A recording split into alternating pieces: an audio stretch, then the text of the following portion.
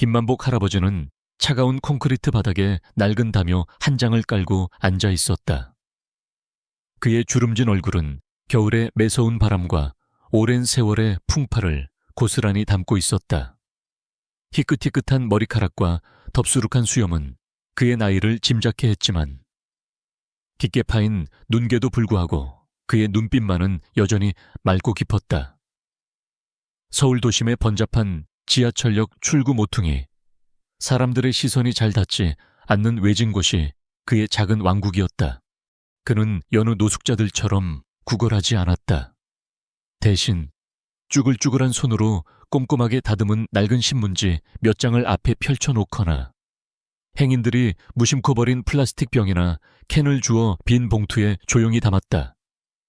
그의 옷은 비록 해지고 낡았지만 늘 단정하게 정리되어 있었고 몸에서는 악취 대신 옅은 흙냄새가 났다. 그는 자신만의 방식으로 세상의 무게를 감당하고 있었다. 째깍거리는 시계 소리처럼 분주한 도시의 소음 속에서도 그의 존재는 고요한 정적 같았다. 아침 햇살이 차가운 벽에 닿자 만복 할아버지는 조심스럽게 담요를 걷었다. 그의 옆에는 늘 낡은 가죽 가방이 놓여 있었다. 그 안에는 다 쓴 볼펜 여러 자루와 함께 누렇게 바랜 낡은 수첩 한 권이 들어 있었다. 그는 매일 아침 수첩을 꺼내 들었다. 그리고는 무엇인가를 꼼꼼하게 기록했다. 때로는 알아보기 힘든 도면 같은 그림을 그렸고, 때로는 알 수 없는 숫자들을 빼곡히 채워 넣었다. 그의 손놀림은 비록 느렸지만 그 어떤 학자보다도 진지하고 신중했다. 그는 이 수첩을 자신의 생명처럼 소중히 여겼다.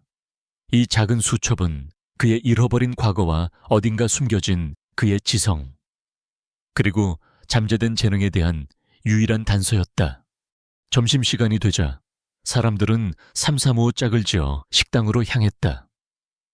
맛있는 음식 냄새가 바람을 타고 흘러왔다. 만복 할아버지는 차가운 바닥에 앉아 주머니에서 꾸깃꾸깃한 빵 조각을 꺼냈다. 어제 지나가던 학생이 주고 간 것이었다.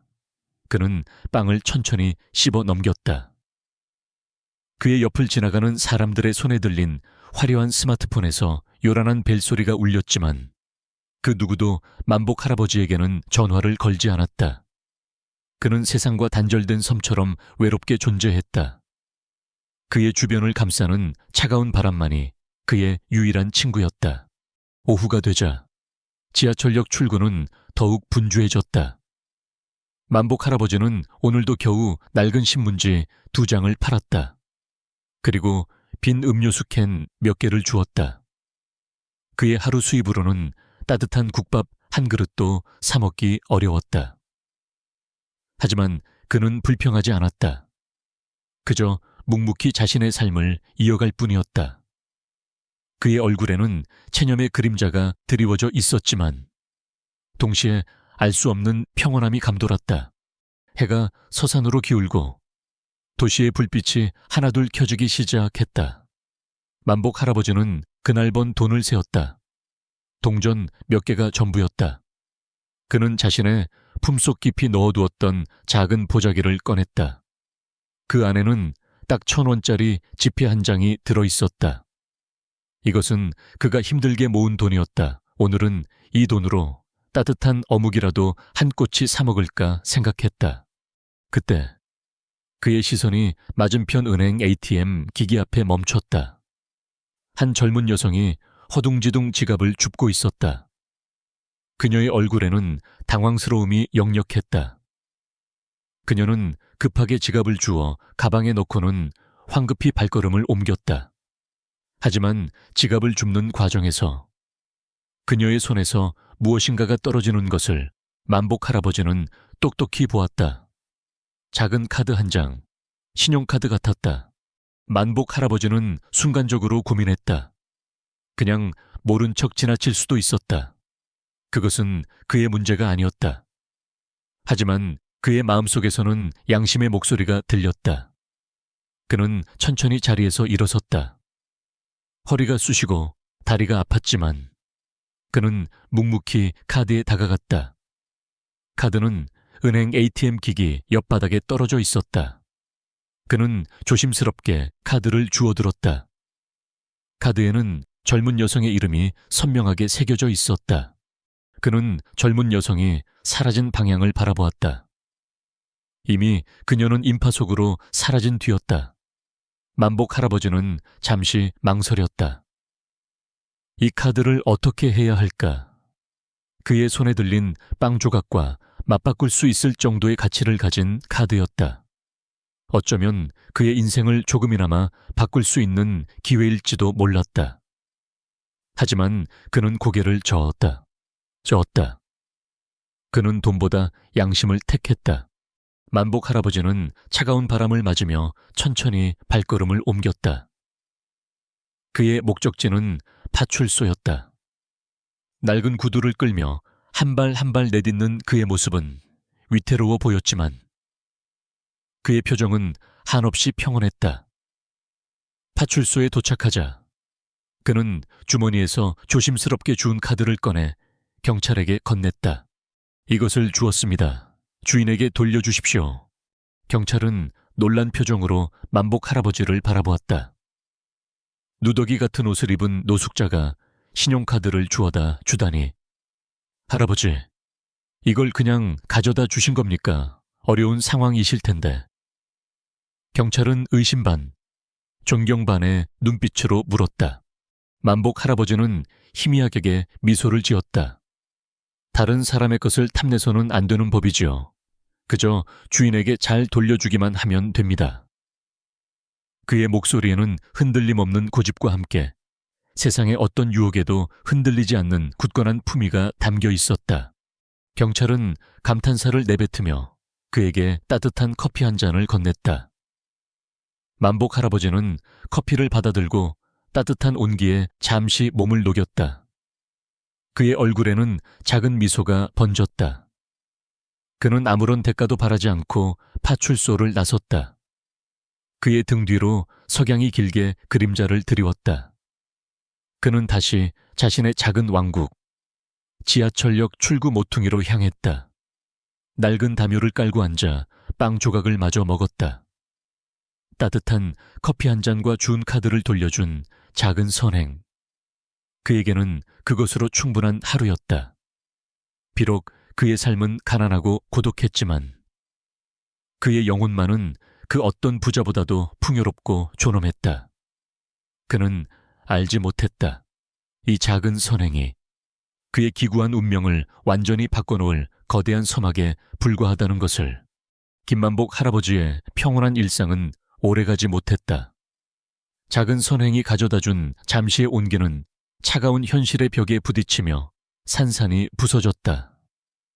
그는 파출소에서 돌아온 후 다시 지하철역 출구 모퉁기에 자리를 잡고 앉았다. 해가 저물고 어둠이 깔리기 시작하자 싸늘한 바람이 그의 낡은 담요 속을 파고들었다. 사람들은 하나둘 발걸음을 재촉하며 집으로 향했고 거리는 점점 한산해졌다. 만복 할아버지는 주워온 폐지를 정리하며 내일을 기약하고 있었다. 그때였다. 저 멀리서 시끄러운 웃음소리가 들려왔다. 익숙하면서도 불길한 소리였다. 만복 할아버지는 본능적으로 몸을 웅크렸다. 어둠 속에서 3명의 젊은 그림자가 그의 앞으로 다가왔다. 이들은 이따금 이 구역을 어슬렁거리며 노숙자들을 괴롭히고 돈을 뜯어가는 동네 불량배들이었다. 그들의 우두머리인 영식은 팔에 용 문신이 새겨진 건장한 체구의 사내였다. 그의 눈빛은 탐욕과 조롱으로 가득했다. 야, 김노인 오늘도 여전히 여기서 빌어먹고 있냐? 영식이 비웃으며 말했다. 그의 친구들도 낄낄거렸다. 우리 구역에서 장사하려면 통행세는 내야지. 안 그래. 다른 한 명이 발로 만복 할아버지 앞에 놓인 낡은 신문지를 툭 차버렸다. 만복 할아버지는 아무 말 없이 고개를 숙였다. 그는 늘 그래왔듯이 싸움을 피하고 싶었다. 죄송합니다. 오늘은 벌이가 신통찮아서 드릴 돈이 없습니다. 그의 목소리는 기어들어갔다. 뭐라고? 벌이가 신통찮아. 이 늙은이가 이제 거짓말까지 해. 영식의 얼굴에 분노가 스쳤다. 그는 발끝으로 만복 할아버지의 폐지 봉투를 툭툭 건드렸다. 찌그러진 플라스틱 병들이 바닥에 굴러다녔다. 어차피 쓰레기나 줍는 주제에 폼 잡지 말고 가진 거 다 내놔. 만복 할아버지는 간절한 눈빛으로 영식을 올려다보았다. 제발, 가진 게 정말 없습니다. 그는 주머니를 뒤져 겨우 동전 몇 개를 꺼내 보였다. 영식은 피식 웃으며 만복 할아버지가 내민 동전을 발로 걷어찼다. 동전들이 차가운 바닥 위에서 뿔뿔이 흩어졌다. 겨우 이딴 동전 몇 개로 우리를 뭘로 보는 거야. 이 늙은이가 진짜. 순간 영식의 눈빛이 싸늘하게 변했다. 그는 분노를 참지 못하고 만복 할아버지의 옆구리를 발로 강하게 걷어찼다. 쿵! 둔탁한 소리와 함께 만복 할아버지는 옆으로 고꾸라졌다. 낡은 담요와 신문지, 그리고 그가 애지중지하던 가방 속 물건들이 바닥에 흩뿌려졌다. 고통이 온몸을 휘감았다. 갈비뼈 부근에서 날카로운 통증이 느껴졌다. 만복 할아버지는 고통에 신음하며 겨우 몸을 웅크렸다. 이 늙은이가 아직 정신을 못 차렸네. 혼 좀 나봐야겠어. 영식은 다시 발을 들어 올렸다. 만복 할아버지는 차가운 바닥에 쓰러진 채 죽음의 공포를 느꼈다. 그의 몸은 공포와 고통으로 사정없이 떨렸다. 그는 이제 끝이라고 생각했다. 하지만 그 순간 그의 눈은 바닥에 흩어진 물건들 중 하나에 닿았다. 그것은 그의 생명과도 같았던 낡은 수첩이었다. 수첩은 열린 채 바닥에 떨어져 있었고 그 안에는 그가 수십 년간 그려왔던 정교한 건축 도면들이 희미한 달빛 아래 빛나고 있었다. 그 순간 만복 할아버지의 내면 깊숙이 잠들어 있던 어떤 본능이 깨어났다. 이것만은 지켜야 해. 그의 눈빛은 절망 속에서도 희미한 투지를 드러냈다. 그의 모든 고통과 수치심은 수첩을 보호하려는 강렬한 의지 아래 일순간 사라졌다. 뭐야, 저 늙은이 아직도 정신 못 차렸네. 뭘 그렇게 움켜쥐고 있는 거야. 영식은 만복 할아버지의 손에 들린 수첩을 발견하고 비웃었다. 어디 보자. 뭐가 들어있는지. 그가 수첩을 빼앗으려 손을 뻗었다. 만복 할아버지는 온몸에 힘을 다해 수첩을 품에 안고 굴렀다. 영식은 더욱 화가 났다. 이 늙은이가 끝까지 개기네. 오늘은 아주 혼쭐을 내줄 거야. 그는 친구들에게 손짓했다. 야, 저 늙은이 끌어내. 아주 작사를 내버려. 만복 할아버지는 필사적으로 몸을 웅크렸다. 그의 작은 몸은 커다란 폭풍 속에 놓인 나무집처럼 흔들렸다. 그는 자신이 이대로 죽을 수도 있다고 생각했다. 그의 삶은 항상 그랬다. 홀로 모든 것을 감당해야 했고 누구에게도 도움을 요청할 수 없었다. 그는 체념에 익숙했다. 하지만 지금 그의 수첩을 향해 뻗어오는 더러운 손길은 그의 가장 소중한 것을 빼앗으려 했다. 그는 이 싸움에서 질 수 없었다. 그의 마음속에서는 이미 잃어버렸다고 생각했던 자존심과 자존감이 다시금 고개를 들고 있었다. 그는 느꼈다. 이 밤이 지나면 그의 삶은 더 이상 예전과 같지 않을 것이라는 것을. 그는 이 구석진 자리에서 더 이상 숨어 지낼 수 없을 것이었다. 그는 이제 정말로 새로운 곳을 찾아야만 했다. 아니면 이 위협에 맞서 싸워야 했다. 그의 눈은 어둠 속에서도 희미한 빛을 찾고 있었다. 그는 알지 못했다. 그 빛이 아주 가까운 곳에서 예상치 못한 형태로 그에게 다가오고 있다는 것을. 그의 인생에서 가장 절망적인 순간, 새로운 막이 오르고 있었다. 영식의 발길질은 김만복 할아버지의 갈비뼈에 끔찍한 고통을 안겼다. 그의 몸은 차가운 바닥에 고꾸라졌고 낡은 가방 속 물건들이 흩어졌다. 영식은 피식 웃으며 다시 발을 들어 올렸다. 만복 할아버지는 필사적으로 몸을 웅크린 채 자신의 유일한 보물인 낡은 수첩을 품에 안았다. 죽음의 그림자가 드리워진 듯한 절망적인 순간 그의 눈은 흐릿하게나마 거리를 비추는 가로등 불빛을 응시했다. 이 늙은이가 끝까지 영식이 마지막 일격을 가하려는 순간이었다. 갑자기 어둠 속에서 날카로운 목소리가 들려왔다. 거기 멈춰. 지금 뭐 하는 짓들이야. 영식과 그의 패거리들은 깜짝 놀라 고개를 돌렸다. 그곳에는 한 여성이 서 있었다. 그녀는 어둠 속에서도 빛나는 듯한 존재감을 드러냈다. 그녀는 이서연 리 서연이었다. 미래그룹의 젊은 CEO인 그녀는 퇴근 후 스트레스를 풀기 위해 인적이 드문 이 거리를 걷는 것을 즐겼다. 오늘도 마찬가지였다. 그녀는 평소라면 쉽게 지나쳤을 어두운 골목길에서 웅성거리는 소리를 듣고 무심코 발걸음을 멈췄다. 그리고 그곳에서 벌어지고 있는 폭력적인 장면을 목격했다. 서연의 눈은 차갑게 빛났다. 그녀는 평소에는 절제된 감정을 유지하려 노력했지만 나약한 자를 괴롭히는 불의한 광경을 보면 참지 못하는 성격이었다. 그녀는 아무런 망설임 없이 영식 일당에게 다가섰다. 그녀의 복장은 캐주얼했지만 그녀의 자세와 눈빛에서는 타인의 시선을 압도하는 강렬한 카리스마가 뿜어져 나왔다. 너희들 지금 뭘 하고 있는지 알고나 있어. 폭행은 범죄야. 당장 이 노인에게서 떨어져. 서연의 목소리는 낮았지만 그 안에는 강철 같은 단호함이 실려 있었다. 영식은 어이없다는 듯 웃었다. 뭐야? 이 여편네는 주제넘게 어디서 참견이야.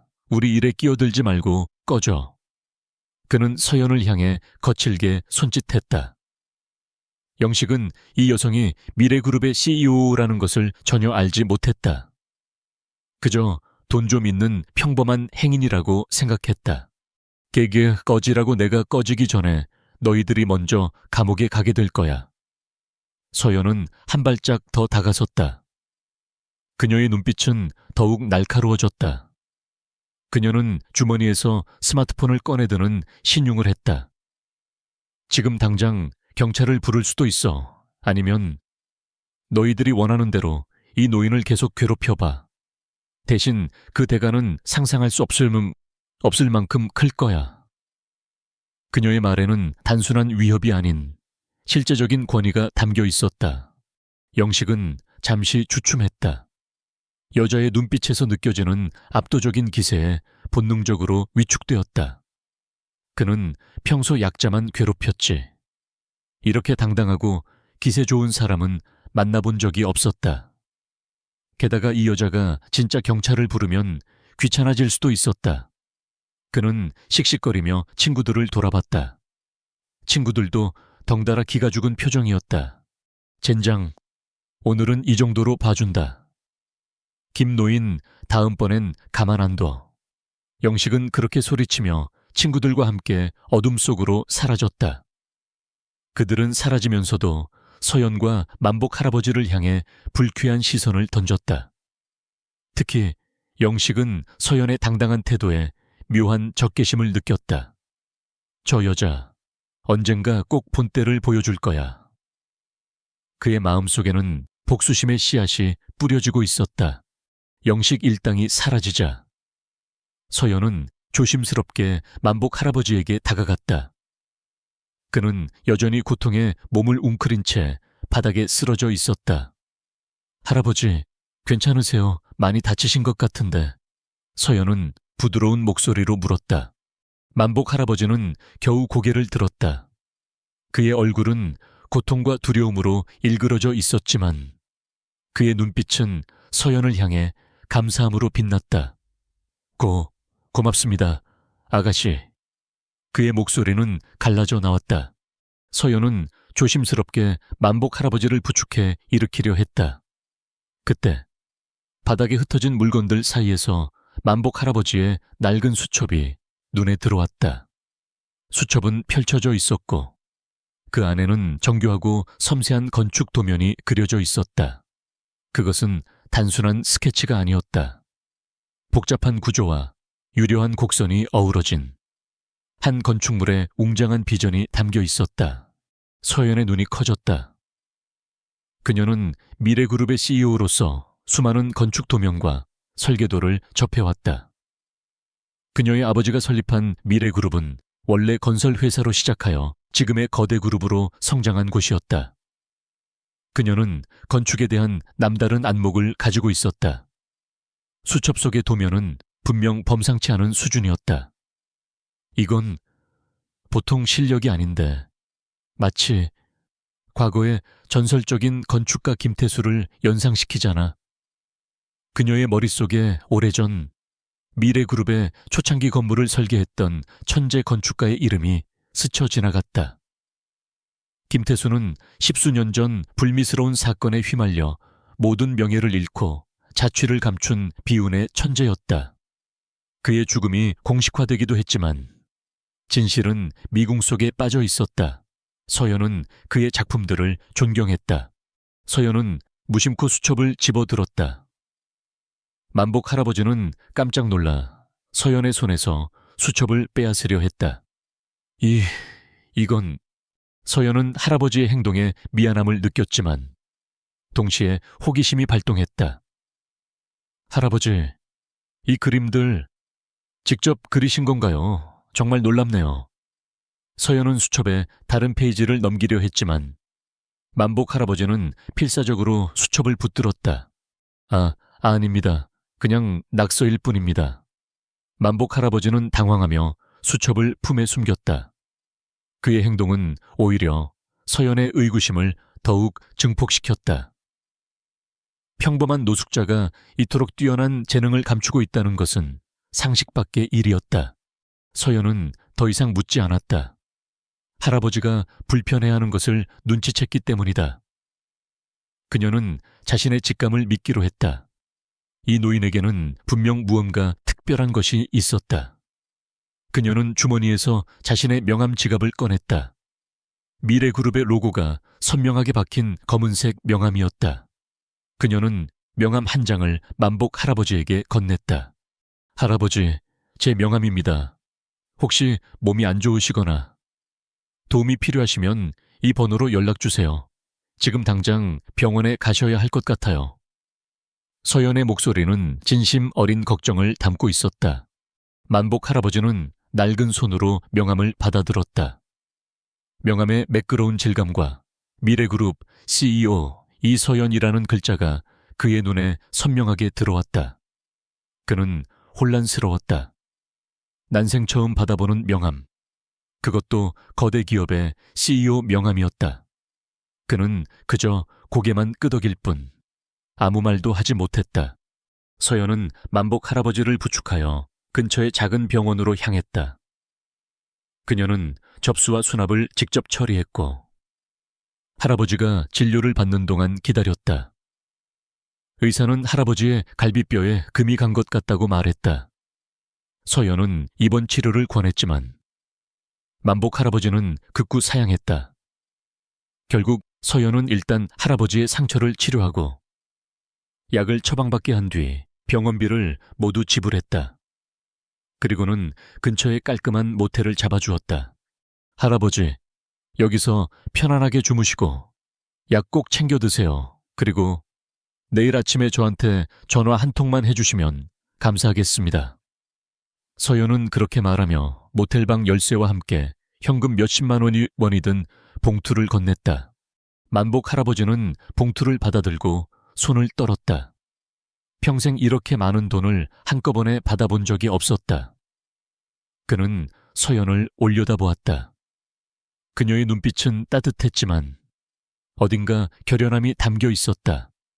그는 그녀의 선의를 의심할 수 없었다. 아가씨, 정말 고맙습니다. 만복 할아버지는 울컥 치밀어 오르는 감정을 애써 억눌렀다. 서연은 조용히 미소 지었다. 별 말씀을요. 괜찮아지시면 꼭 연락 주세요. 그녀는 그렇게 말하고는 모텔을 나섰다. 어둠이 짙게 깔린 밤거리에서 서연은 자신의 채에 올랐다.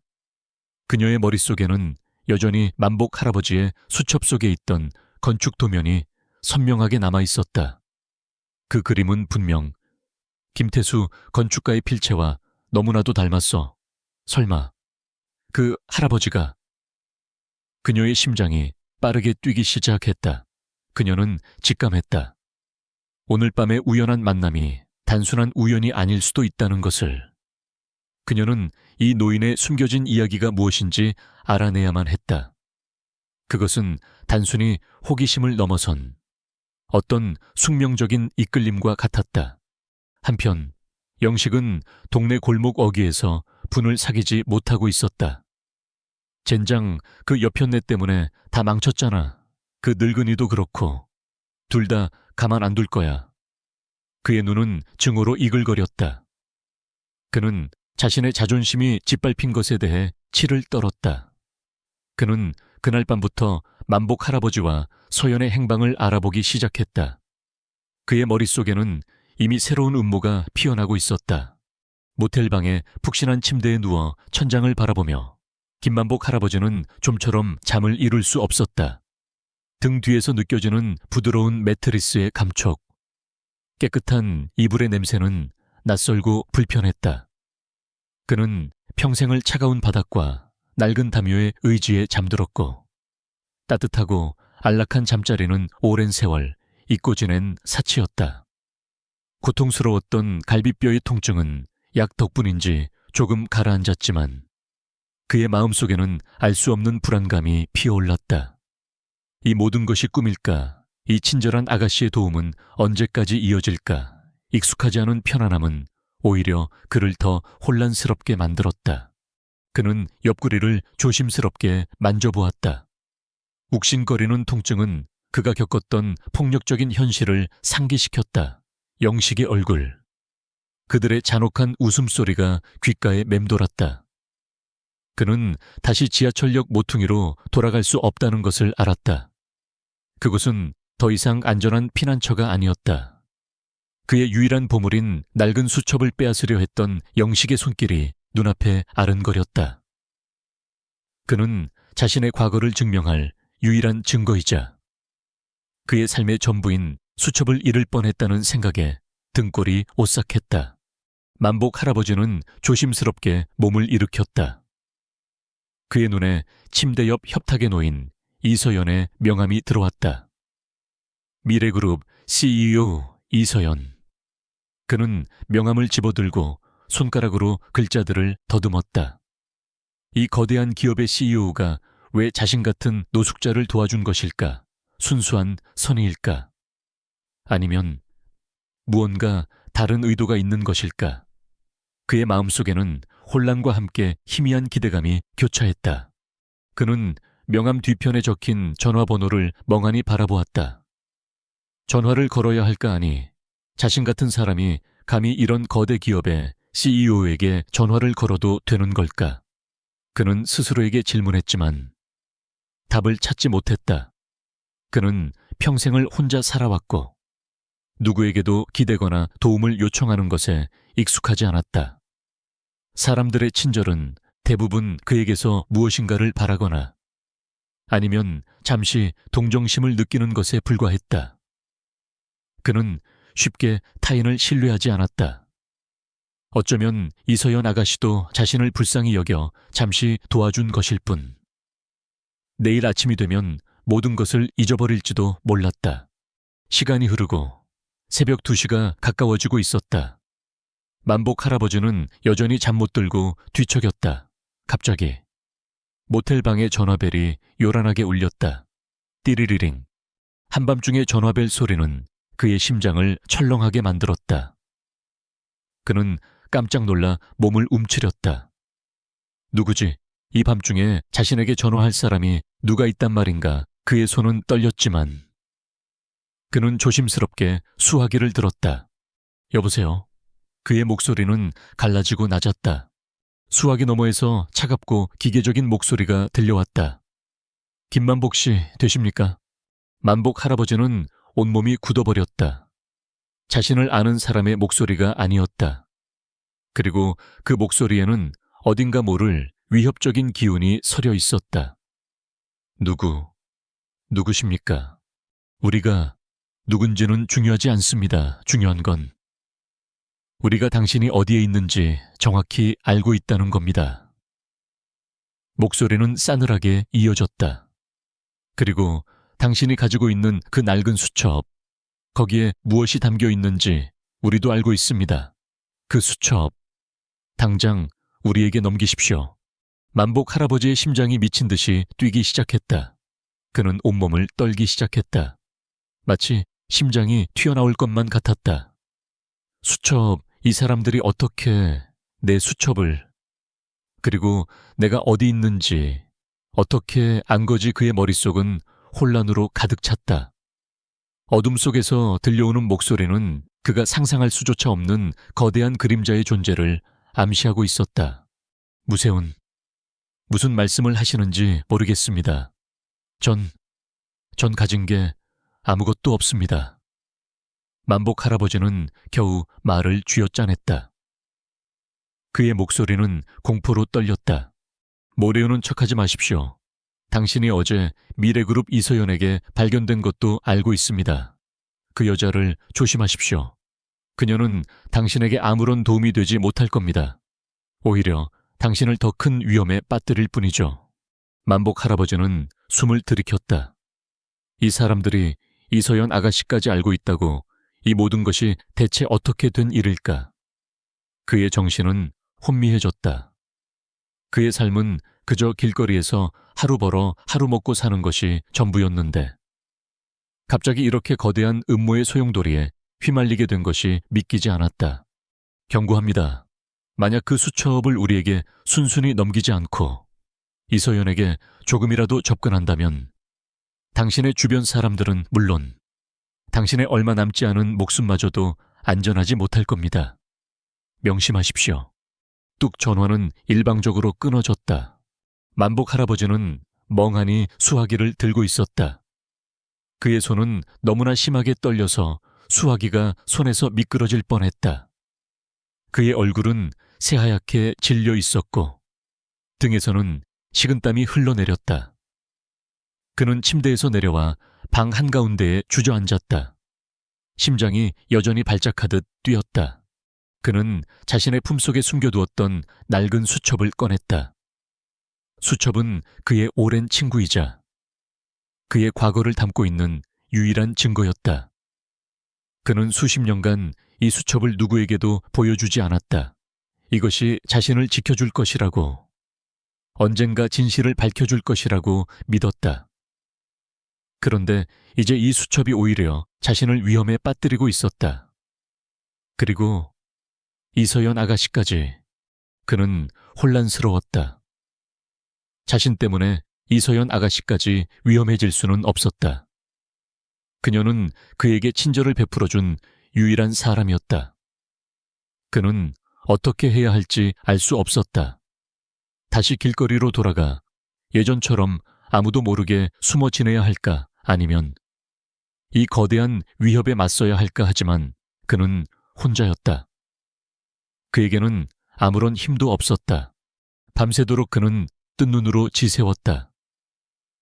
그의 마음속에서는 공포와 함께 알 수 없는 분노가 치밀어 올랐다. 그는 억울했다. 자신이 왜 이런 일을 겪어야 하는가. 그는 그저 조용히 살아가고 싶을 뿐이었다. 그러나 이제 그의 삶은 더 이상 조용할 수 없었다. 그는 선택해야만 했다. 이 위협에 굴복하여 자신의 과거를 영원히 묻어버릴 것인가? 아니면 이서연 아가씨의 명함을 믿고 그들에게 맞설 것인가? 그의 가슴 속에서는 알 수 없는 투지가 희미하게 고개를 들고 있었다. 그는 알지 못했다. 이 전화 한 통이 그의 삶을 완전히 새로운 방향으로 이끌 것이라는 것을 김만복 할아버지는 밤새 한숨도 자지 못했다. 모텔 방의 전화는 여전히 그에게 공포스러운 기억으로 남아 있었다. 아침이 되자마자 그는 침대에서 내려와 낡은 수첩을 다시 한번 확인했다. 수첩은 그의 유일한 희망이자 동시에 그를 벼랑 끝으로 내모는 위험한 증거였다.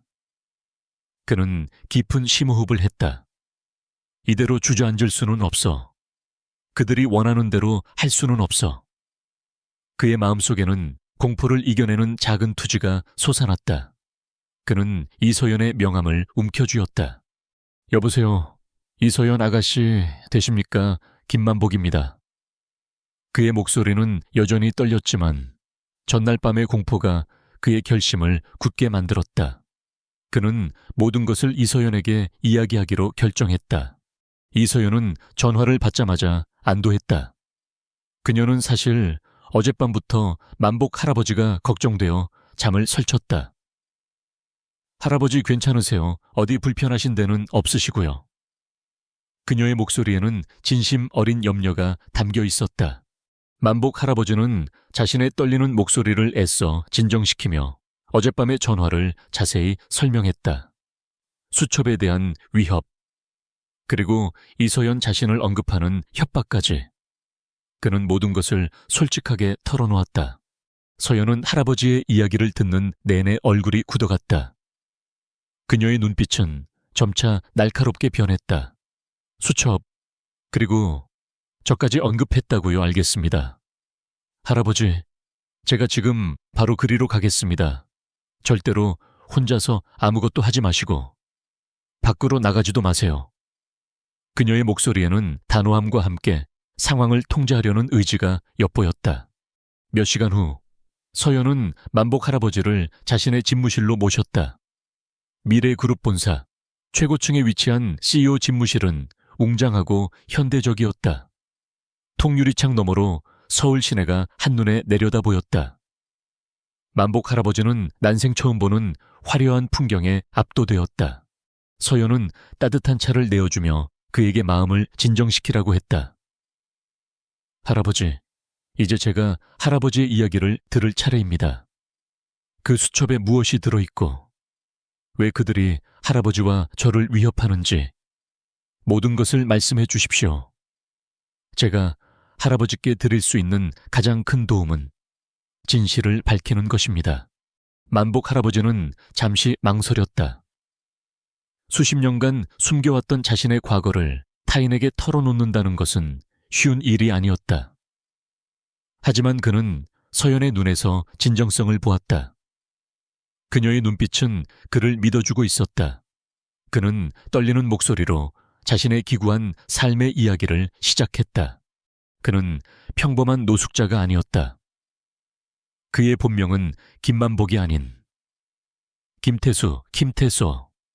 그는 한때 대한민국 건축계를 뒤흔들었던 천재 건축가였다. 미래그룹의 오래된 본사 건물과 도심의 랜드마크가 된 여러 건축물들이 모두 그의 손에서 탄생했다. 하지만 15년 전 그는 거대한 음모에 휘말려 모든 것을 잃었다.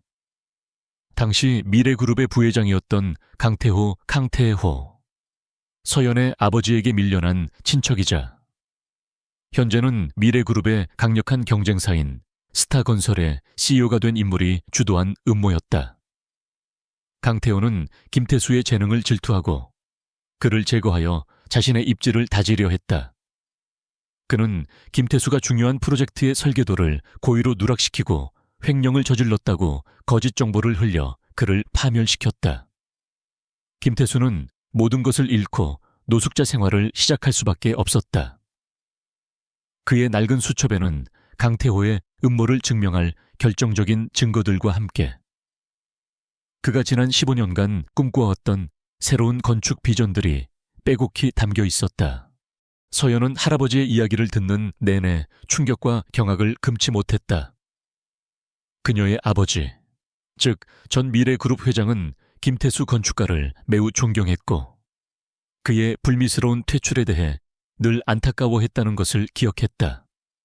하지만 그녀는 진실이 이토록 추악할 줄은 상상도 하지 못했다.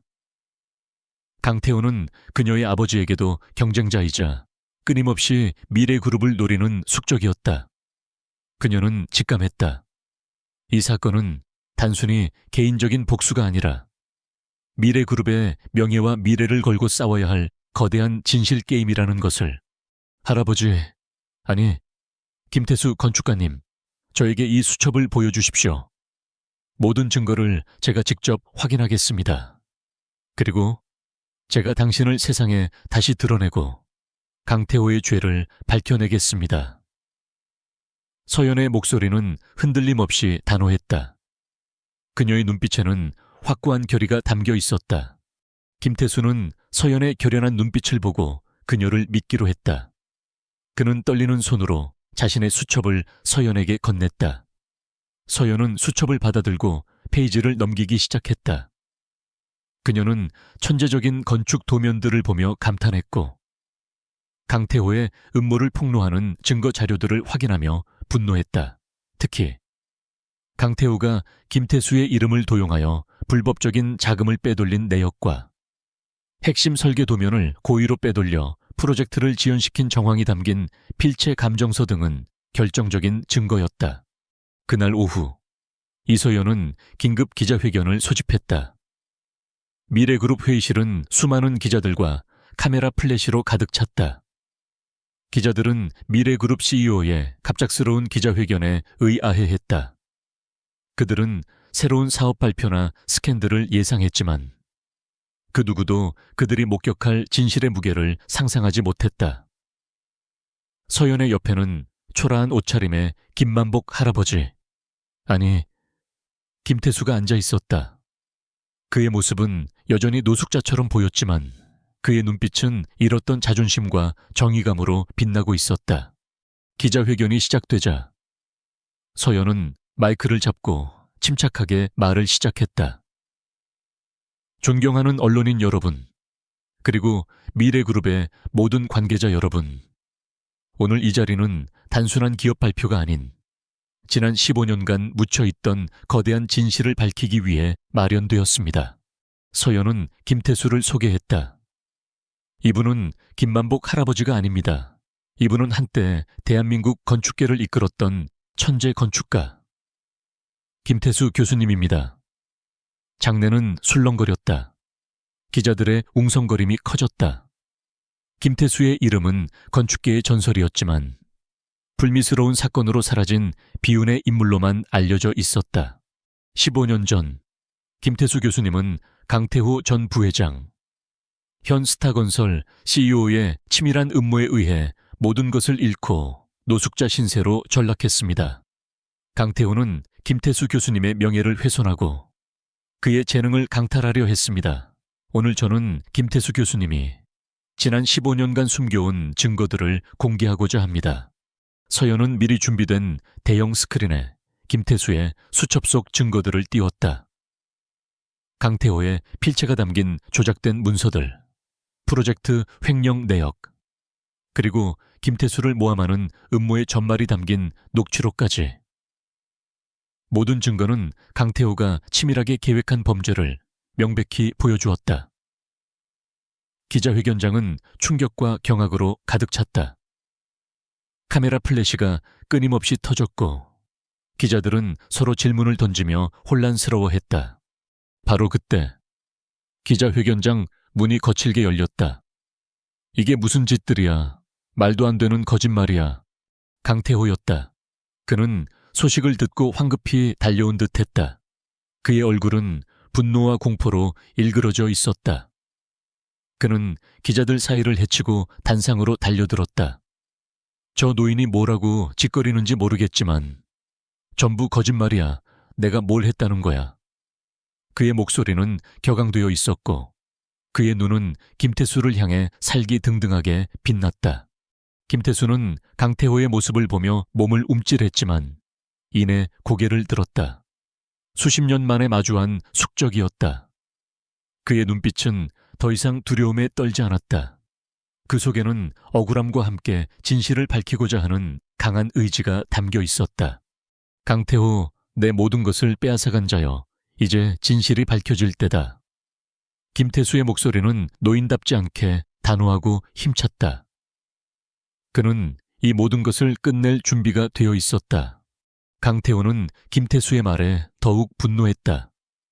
그는 김태수에게 달려들어 멱살을 잡으려 했다. 이 늙은이가 끝까지 개소리를 짓거리네. 내 놈이 나를 뭘로 안다고. 그러나 서연의 경호원들이 재빨리 강태호를 막아섰다. 기자회견장은 아수라장이 되었다. 기자들은 혼란 속에서도 셔터를 누르며 이 모든 극적인 순간을 담아냈다. 서연은 침착하게 마이크를 다시 잡았다. 강태호 씨, 이 모든 증거 앞에서 당신은 더 이상 발뺌할 수 없습니다. 이제 법이 당신의 죄를 심판할 것입니다. 서연의 목소리는 차갑게 강당에 울려 퍼졌다. 그녀는 이미 경찰에 신고를 마친 상태였다. 경찰이 도착하고 강태호를 체포하는 순간에도 그는 발악하며 소리쳤다. 김태수, 이서연, 너희들 가만 안 둘 거야. 내가 누군지 알아두고 보자고. 그의 광기 어린 눈빛은 마지막 발악을 보여주었다. 하지만 그 누구도 강태호의 말에 귀 기울이지 않았다. 기자들의 눈은 이미 진실을 향해 있었다. 그들의 카메라 플래시는 김태수의 얼굴과 그의 수첩 속 증거들을 끊임없이 비췄다.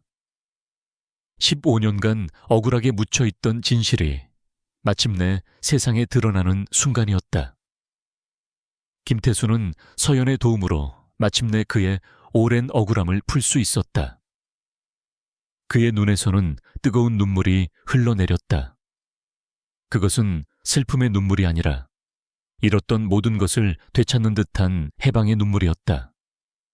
그는 이제 더 이상 그림자 속에 숨어 살지 않아도 되었다. 그의 인생에 두 번째 기회가 찾아온 것이다. 강태호의 추악한 진실이 만천에 드러나자 세상은 거대한 충격에 휩싸였다. 미래그룹의 긴급 기자회견은 모든 언론 매체를 장식했고 한때 전설로 불리던 건축가 김태수의 억울한 사연은 국민들의 공분을 샀다. 경찰은 즉시 강태호를 체포하여 철저한 수사에 착수했다. 횡령, 기밀 유출, 명예훼손, 그리고 사기와 위증까지 그의 모든 범죄 혐의가 낱낱이 파헤쳐졌다. 스타건설은 순식간에 신뢰를 잃고 파산 위기에 처했으며 강태호는 법의 준엄한 심판을 피할 수 없게 되었다. 그의 탐욕과 질투로 얼룩진 인생은 결국 파멸로 막을 내렸다. 김태수는 병원으로 옮겨져 치료를 받았다. 다친 갈비뼈는 생각보다 심각했지만 그의 마음의 상처는 서연의 진심 어린 보살핌과 세상의 응원 덕분에 빠르게 치유되었다. 그는 더 이상 낡은 옷을 입고 길거리를 헤매는 노숙자가 아니었다. 그의 이름 김태수는 이제 다시금 존경과 경외의 이름으로 불리게 되었다. 수많은 건축가들과 학자들이 그를 찾아와 존경을 표했고 그의 잃어버린 명예는 회복을 넘어 더욱 빛을 발했다. 이서연은 김태수를 미래그룹의 최고 건축 고문으로 추대했다. 그녀는 김태수에게 파격적인 대우와 함께 그가 지난 15년간 꿈꿔왔던 모든 프로젝트를 실현할 수 있는 전폭적인 지원을 약속했다. 김태수는 서연의 제안을 받아들였다. 그는 돈이나 명예보다는 자신의 재능을 사회에 기여할 기회를 얻었다는 것에 깊이 감사했다. 그는 가장 먼저 새로운 시작 프로젝트를 제안했다. 이 프로젝트는 도시의 소외된 이웃, 특히 노숙자들을 위한 친환경적이고 지속가능한 주거 공간을 설계하고 건설하는 것이었다. 김태수는 자신의 경험을 바탕으로 단순한 주거 공간을 넘어 인간적인 존엄성을 회복하고 커뮤니티를 형성할 수 있는 따뜻한 공간을 만들고자 했다. 서연은 그의 비전에 전적으로 동의했고 미래그룹의 모든 역량을 동원하여 이 프로젝트를 지원했다. 민주는 병원에서 퇴원하자마자 이서연과 함께 다시 지하철역 출구 모퉁이를 찾았다. 그곳은 한때 그에게 고통과 수치심을 안겨주었던 장소였다. 하지만 이제 그곳은 그에게 새로운 시작을 알리는 기념비적인 장소가 되었다. 그는 조용히 그 자리에 서서 주변을 둘러보았다. 낡은 담요를 깔고 앉아있는 다른 노숙자들, 바쁘게 오가는 사람들.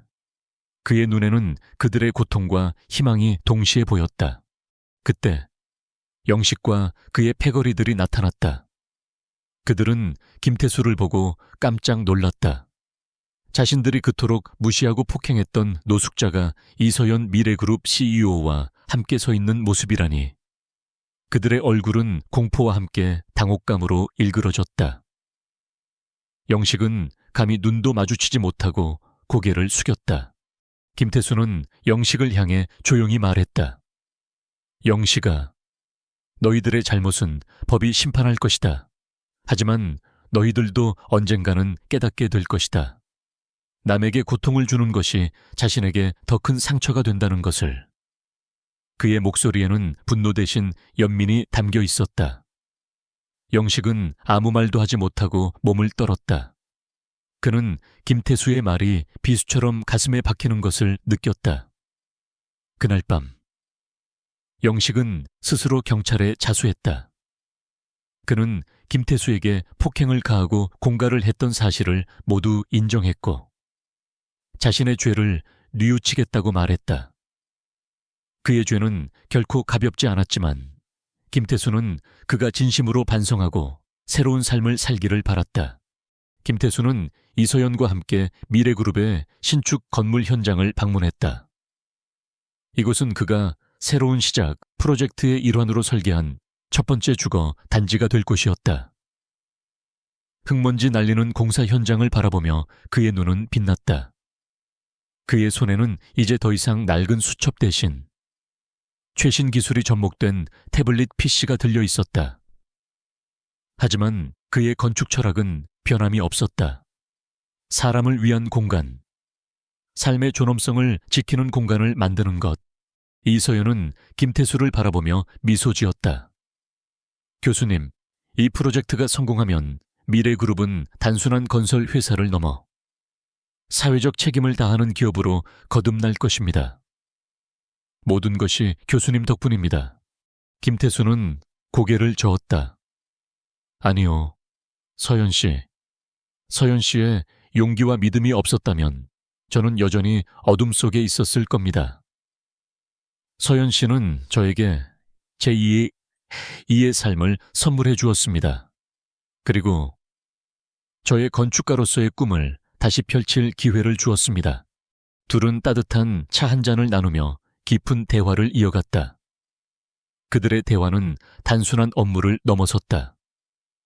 삶의 의미, 인간의 존엄성, 그리고 사회적 책임에 대한 철학적인 이야기들이 오갔다. 이서연은 김태수에게서 진정한 리더의 덕목을 배웠고, 김태수는 서연에게서 젊은 세대의 용기와 혁신적인 사고를 보았다. 그들은 서로에게 멘토이자 친구가 되었다. 얼마 후 새로운 시작, 프로젝트의 첫 번째 주거단지인 희망의 집이 완공되었다. 희망의 집은 단순한 건물이 아니었다. 햇살이 잘 드는 방들, 작은 정원, 공동식당과 도서관, 그리고 주민들이 함께 소통하고 자립할 수 있는 교육시설까지 갖춘 복합적인 공간이었다. 노숙자들은 더 이상 차가운 거리에서 잠들지 않아도 되었다. 그들은 희망의 집에서 따뜻한 보금자리를 얻고 교육을 통해 새로운 기술을 배우며 사회의 일원으로 다시 설 기회를 얻었다. 준공식 날, 김태수는 단상에 서서 마이크를 잡았다. 그의 얼굴에는 깊은 감동과 함께 평화로운 미소가 번졌다. 이곳 희망의 집은 단순히 건물이 아닙니다. 이곳은 절망 속에서도 희망을 잃지 않는 모든 이들을 위한 약속이자 우리가 함께 만들어갈 더 나은 세상의 초석입니다. 저는 이곳에서 새로운 삶을 시작할 모든 분들을 응원합니다. 수많은 사람들이 희망의 집 준공식을 축하하기 위해 모였다. 언론은 김태수의 복귀와 미래그룹의 사회공헌 활동을 대서특필했다. 한때 그를 비난했던 사람들은 이제 그에게 존경의 박수를 보냈다. 그리고 그를 구해주었던 이서연. 그의 옆에서 묵묵히 그를 지지해주었던 그녀의 얼굴에는 자부심과 따뜻함이 가득했다. 밤이 되자 김태수는 자신의 새로 생긴 작은 아파트에서 창밖을 바라보았다. 멀리 희망의 집에서 새어나오는 불빛들이 반짝였다.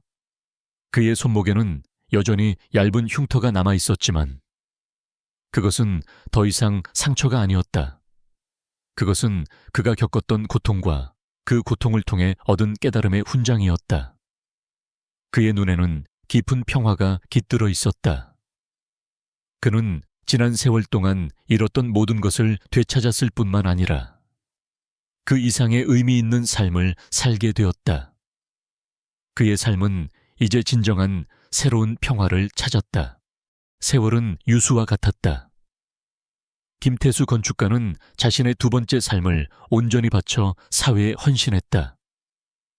그의 이름은 이제 대한민국 건축계를 넘어 사회적 책임과 인간 중심의 가치를 실현한 위대한 선구자로 기억되었다. 그의 얼굴에는 깊은 연륜과 함께 따뜻한 미소가 늘 자리했으며 그의 눈빛은 지혜와 포용으로 빛났다.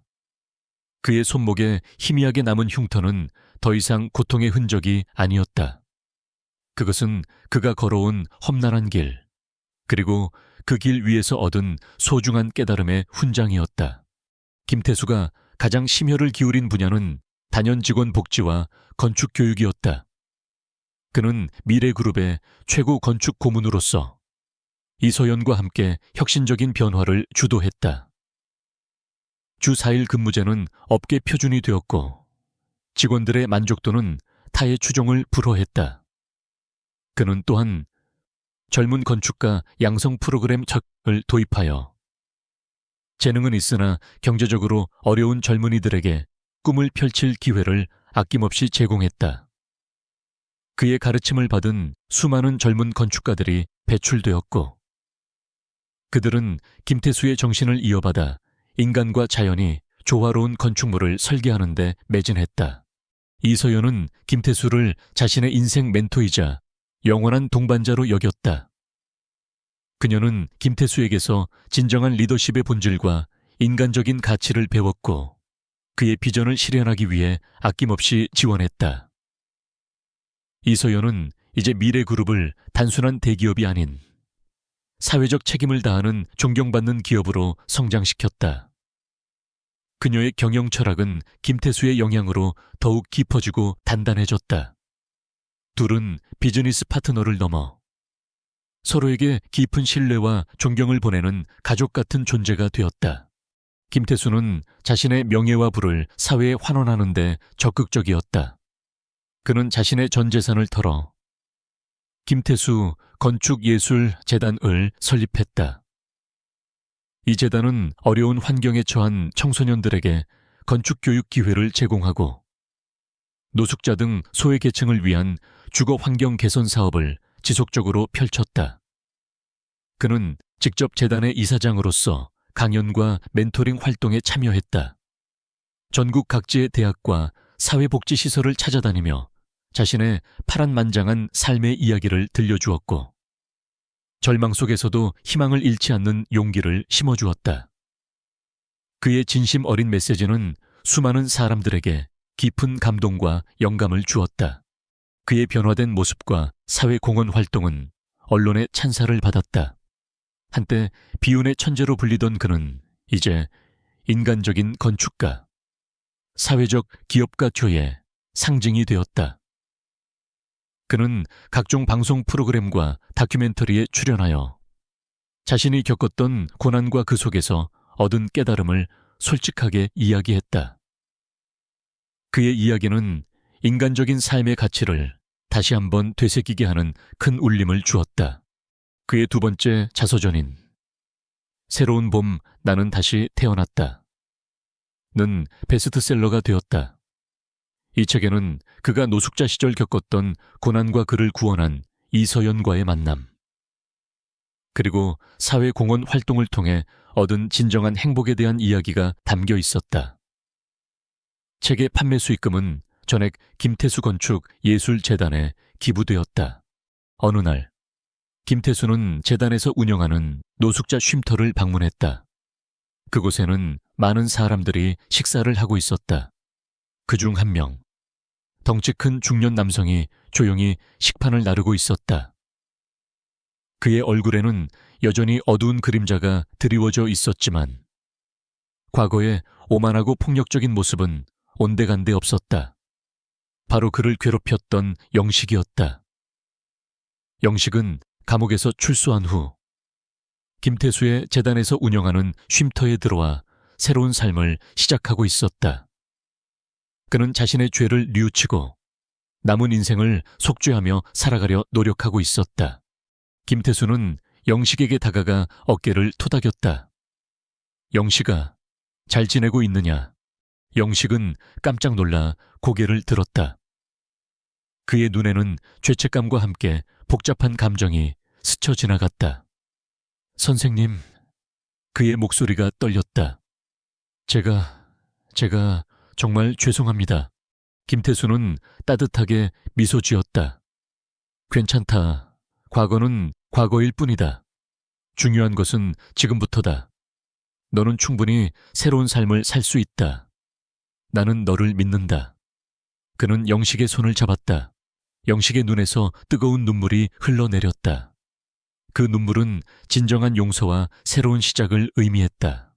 한때 그를 오해하고 비난했던 아파트 주민 대표인 박 씨 부인은 이제 김태수 건축 예술재단의 열성적인 자원봉사자가 되었다. 그녀는 매주 쉼터를 찾아 봉사 활동을 했고 김태수의 강연에는 빠짐없이 참석했다. 그녀는 진심으로 자신의 과거를 뉘우쳤고 김태수를 존경하고 따랐다. 그녀는 김태수에게 작은 선물을 건넸다. 바로 그가 파출소에 가져다 주었던 신용카드의 복제품이었다. 이것은 대표님의 진실된 마음을 상징합니다. 제가 평생 간직하겠습니다. 그녀의 눈에는 진심 어린 존경심이 가득했다. 늦은 밤, 김태수는 자신의 집무실에 앉아 있었다. 그의 책상 위에는 직접 설계한 희망의 집 모형과 함께 전국 각지의 젊은이들이 보내온 감사 편지, 그리고 아이들이 그린 그림들이 놓여 있었다. 그가 가장 아끼는 것은 이서연이 선물한 그가 노숙자 시절 그렸던 김태수 건축 도면의 액자였다. 그림 속 건축물은 이제 현실이 되어 수많은 사람들에게 따뜻한 보금자리가 되어주고 있었다. 김태수는 창밖을 바라보았다. 도시의 불빛들은 여전히 아름다웠지만 이제 그의 눈에는 그 불빛 하나하나가 사람들의 삶과 이야기로 다가왔다. 그는 더 이상 외롭지 않았다. 그의 곁에는 그를 믿고 지지하는 이서연이 있었고 그에게 삶의 지혜를 가르쳐준 박씨 부인이 있었으며 그를 통해 새로운 삶을 찾은 수많은 사람들이 있었다. 그의 삶은 완전히 달라졌다. 그는 비로소 진정한 의미의 행복과 평화를 찾았다. 그것은 물질적인 풍요가 아닌 사람들과의 진정한 연결에서 오는 따뜻하고 깊은 충만감이었다. 노숙자 김만복이라는 그림자 속의 삶은 그에게 세상의 진정한 가치를 보여주었고 그로 인해 김태수는 비로소 완전한 인간으로 거듭날 수 있었다. 그는 펜을 들고 새로운 스케치북에 다음 프로젝트를 스케치하기 시작했다. 그것은 도시의 낡은 공장 부지를 예술과 자연이 어우러진 복합 문화 공간으로 바꾸는 거대한 꿈이었다. 그의 얼굴에는 잔잔한 미소가 번졌다. 그는 알았다. 진정한 성공은 혼자만의 영광이 아니라 함께 만들어가는 행복이라는 것을. 그의 이야기는 이제 시작에 불과했다. 그는 진정한 두 번째 봄을 맞이하고 있었다. 이 놀라운 이야기가 여러분의 마음을 울렸다면 좋아요를 누르고 구독해주세요. 그리고 여러분의 생각과 경험을 댓글로 공유해주세요. 여러분의 작은 관심이 세상을 변화시키는 큰 힘이 됩니다. 다음 영상에서 더 감동적인 이야기로 찾아뵙겠습니다. 감사합니다.